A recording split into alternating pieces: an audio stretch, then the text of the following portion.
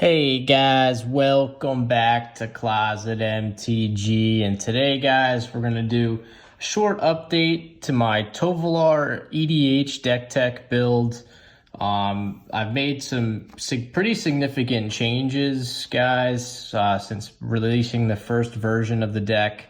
And to be honest, guys, when I did the video, or the first video, I'd only gotten about a game or two of play in, and the deck performed perfectly. The problem was, in those two games, I didn't have any mana issues, and I sort of take it as just getting lucky in those two games, because I played with this deck a few times, or not a few times, I would say like 5 or 6 times over the course of the past like 2 weeks, just with different friends. And the deck has severely underperformed. I've had mana issues. It feels like the deck is just lacking synergy and so forth. So because of that, I've decided to make some changes to sort of not dumb it down, because I know with this deck we wanted it to be sort of on like the lesser side of power, from a competitive EDH standpoint. But I want to be able to at least play. Like the games I was playing, I feel like I was against like EDH decks that weren't necessarily like overly competitive. Like games where this deck should definitely do well, if not pretty much like control the game with the majority of hands and so forth. So because of that, I had 1, fix the mana issues, and 2, fix the synergy issues. And then 3, sort of give the deck more of an identity. So what I've decided to do, guys, is essentially take out all of the cards, or for the most part, most of the cards where there's a transform ability. So we're going to switch to an entire like day-night mechanic, more so in line with like Innistrad, like Midnight Run or Midnight Hunt. So again, the day-bound mechanic is more so in fruition now. So what I've done is, again, I've taken out these transform abilities or cards that like where if the opponent hasn't cast any spells, they flip and so forth. So there's 1, 2, 3, 4, 5, 6, 7 creatures, and then 2 cards that support the transform ability, the Moon Mist and the Waxing Moon. So in all total, guys, I took out 9 cards, and I'm interchanging them in with 3 lands. To start. So we have a pathway, the Gruul pathway, the Cragcrown pathway. So that ups our land total to 35 lands, actually, from 32 previously. A Fabled Passage and a Kessig Wolf Run. So those 3 lands will hopefully help out the mana base issues we were having, or the mana issues we were having. So that, again, total lands is now up to 35. The 3 creatures I decided to add in, one's a Mana Dork, but just a card that should have been in the deck, I think, from the beginning, is Weaver of Blossoms. I mean, being able to tap for 2 mana supports the mechanic of the deck and Daybound and so forth. And just a Mana Dork. I mean, it's easy to get out. You only need 1 green and so forth. And then the other 2 are just sort of generic Daybound mechanic werewolves. Solid when they're on the night side. So this Fangblade Brigand's somewhat decent also on the day side as well, in that it can pump up itself and give it first strike. But again, replacing the creatures that I've taken out with a transform ability with more of the day-bound mechanic. In addition to the mana issues, I really wanted to make sure that we do not miss any land drops or miss any potential mana drops. So I decided to add in Arcane Signet and Commander Sphere.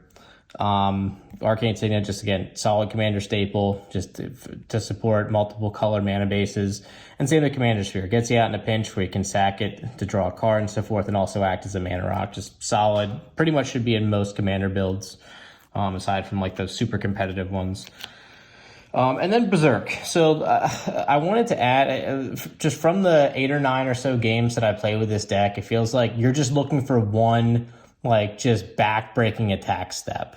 And this card definitely facilitates that, obviously, with the Berserk and just being able to just go all out and hit somebody with Tovolar or hit somebody with like a massive creature because of the trample ability and so forth.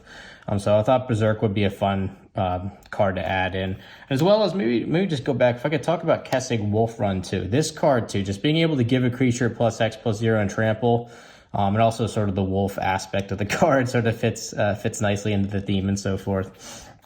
That being said, guys, so those are the changes that I made.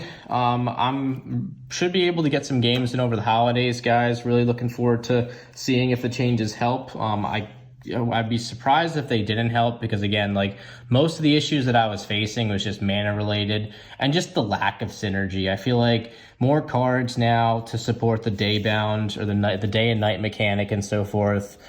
Even though there's less creatures now, more room for mana, so less chances to miss a land drop and so forth.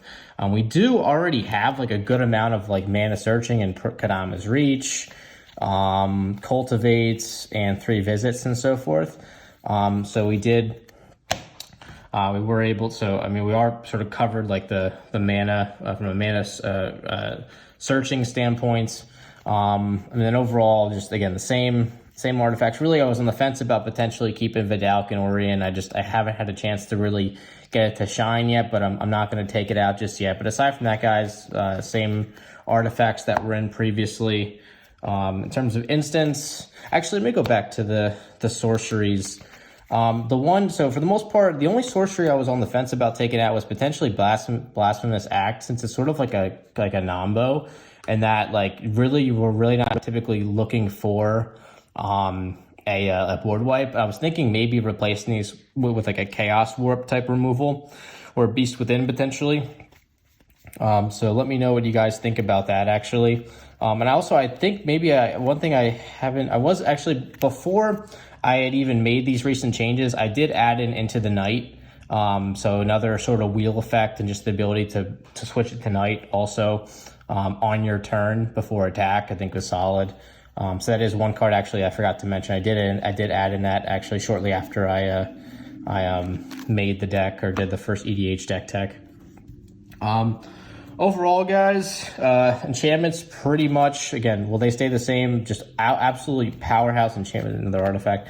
Absolute powerhouse enchantments, Unnatural Growth, Guardian Project, Descendants Path, Shared Animosity, Rhythm of the Wild, just solid enchantments for Tovolar to support that big attack step. And then just the creatures, again, just all powerhouses for the most part.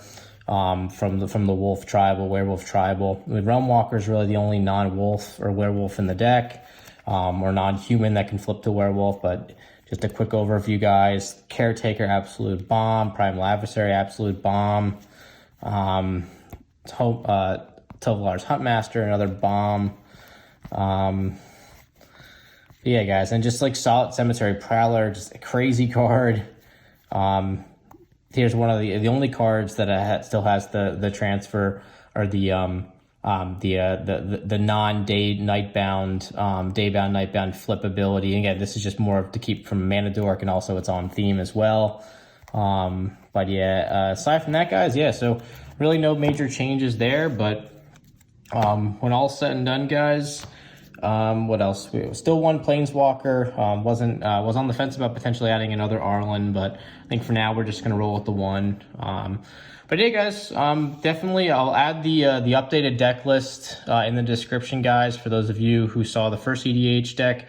I definitely recommend making, if you have really the changes that I made, like I really was, aside from Berserk, the cards that I added really were, you could say, bulk cards or not too expensive. So I think definitely from a cost perspective, it won't take much to change. Then also adding Into the Night is an uncommon and a recent set and so forth. So yeah, guys, like I said, I'll add the deck list in the description. I'd love to hear your feedback too, what you guys think about switching to more of the day-bound, night-bound mechanic versus trying to sort of combine day-bound and night-bound with the flip ability from the original Innistrad set and so forth.